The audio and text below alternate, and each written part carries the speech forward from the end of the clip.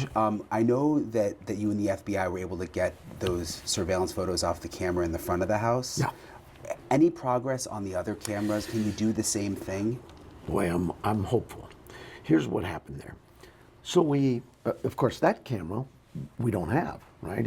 It was taken, removed from the scene, but we knew it existed, and we asked, I think it's Google, hey, what can you do with this? And we gave them the other cameras and asked the same. And they said, well, there's not a subscription here.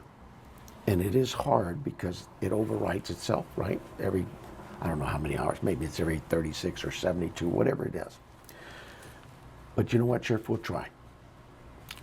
Thank you. Away they went.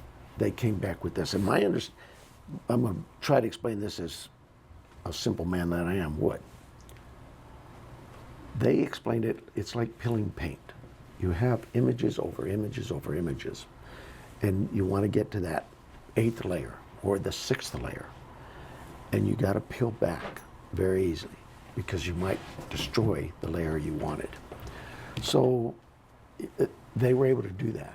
I said, oh, this is really, that piece of evidence. Oh, they kept it 10 days.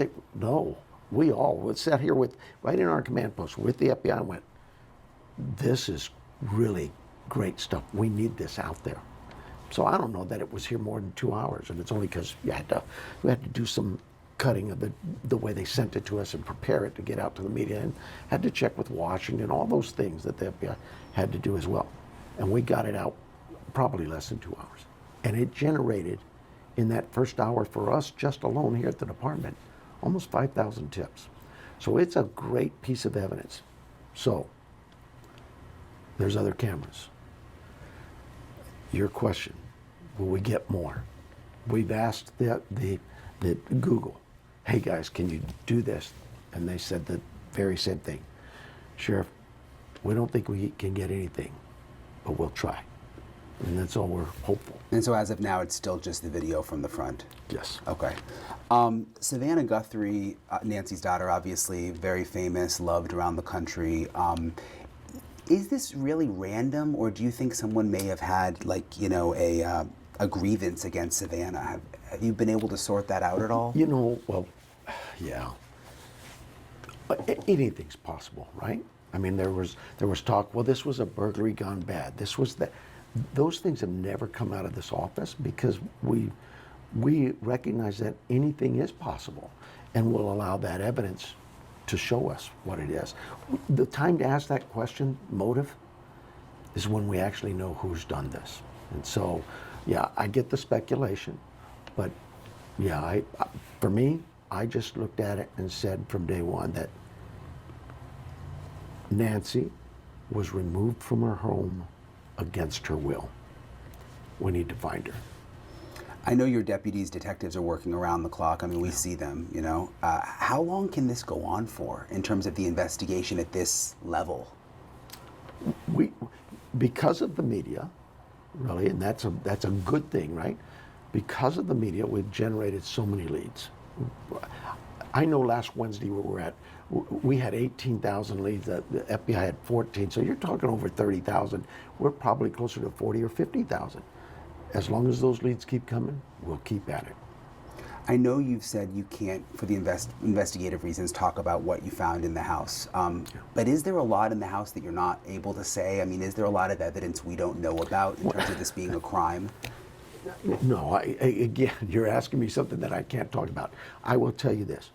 We removed some biological evidence, prints, DNA, whatever. All of that was removed and sent to the lab. We removed physical evidence, computers, phones, everything, anything we could. And that's submitted to another lab.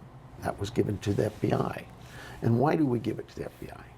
Because we know that they're very good at some of that stuff. And so we share with them that. Why did we give ours to our lab? Because it's what we've done for years, and our lab's always done well. In fact, we've used the FBI before. They're very good at solving things and doing things. But the FBI, not unlike our Department of Public Safety in Phoenix, they have a lab. They could have been used. But we look at it as this.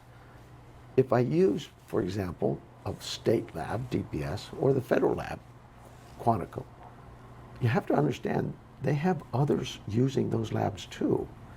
And so it really puts a lot of strain on them to prioritize those cases and do what they can with them, where if I have my own lab or a contract lab, it allows me easier access to those cases that I think are important to us. And I'm not talking this case, I'm just talking cases in general. We could build a lab, but that's pretty expensive too. We just found that this lab we use is very good. Were they in Florida at the time? I have no idea. But I know that in today's world of technology, reports are generated and sent out in the flash of an eye. What we need to know is when we send something to a lab, can we get it back to us quickly? Can we have a rush order, if you will? Well, sometimes I want this now, but the FBI may say, well, we understand that, but New York has a crime, LA has a crime, so it's it's not against the labs. And so when this piece of evidence, we did what we normally do, we sent it to the lab, and we did that scene. Then we went and did another scene when we did a search warrant out in Rio Rico. So all of that was gone. Now we find a glove. The FBI says, oh, we can send it to Quantico. And I said, well, you know what? Let's keep it all in one place. Let's just send it all to our lab. No, it's not like, no, FBI's got a bad lab, or no, the Sheriff's Department uses DNL, they're a bad lab. No, it is about keeping your evidence together in one spot. And when that report comes out, it goes to both agencies. It just made sense. In fact, all of this conversation I had with you, when they said, oh, the sheriff blocked evidence, this conversation I had with the FBI lasted probably a minute and a half, and they said, makes sense, Sheriff, and it was done. There's no blocking evidence or just crazy. Let me ask you. Questions, okay? Okay, we've seen the photos from the surveillance camera in the front of the man. Do you think there could be a second suspect? You saw what I saw. We know he is a bad dude. He's who we want. Is there somebody else working with him? I don't know that. We'll know it when we find him. The TMZ letters. I've lost count of how many they've received. TMZ, they've been receiving these letters claiming that it's from someone involved. So, yeah, the ransoms type things or those kinds of letters. And I know FBI is investigating that part, right? Correct. But do you think they're legit? Because it seems like every day they're on TV with a new letter. Again, you want to go to your experts, right? It would be irresponsible for me to give my opinion on something that we've given to the FBI to look into. That's their bailiwick. We'll let them handle that. And the search warrants, we saw the one in Rio Rico, and then we saw the one close to, I think, 2 miles from Nancy's house on Friday night. Does that mean that you all believe the suspect could be close? Because it seems like the action we're seeing so far is right in the Tucson area. So how those develop is this, and you may see it today. It may not be anything today. You may see 5 of them today. But what happens is this. We have 400 investigators out there from all agencies, not just in this valley, the 10 different law enforcement agencies, but some from Phoenix and FBI from across the country. And they're out there shaking down leads. 40-some thousand leads. Every morning they get up, and they're working 24/7. So they start with a little lead, and they're told, go check on this. And that lead develops. And as they move through it, it grows and grows like a snowball, just getting bigger and bigger, to a point where they go, you know what? I think we've developed a person of interest. I think we've got something here that maybe we need to go back and brief on. So they come back in and they talk to the command post who's there.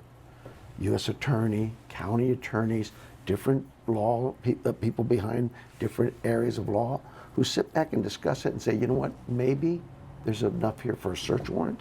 Maybe we got to get petition for physical characteristics. Maybe that characteristic is a photo. Maybe it's buckle sales. Maybe it's fingerprint. Whatever it is. And we present it to a judge. And a judge says, yeah, I think there's enough. He signs it. That's how that snowballs. And everybody's energetic and they're so enthused. I wish you could see the face of the young men and women out there who are working these and all the energy, because it's what happens in investigations, particularly bigger investigations, where they're so excited, probably like you are. We've got a good lead, and then it falls through. It's not the person. Nancy's not at that house. But that's part of the ebbs and flows of an investigation. You're going to have those highs and lows.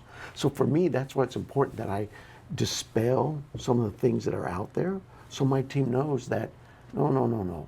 They're a solid team. This is a team who solves crime every day. They are my experts. I would be silly to not listen to them.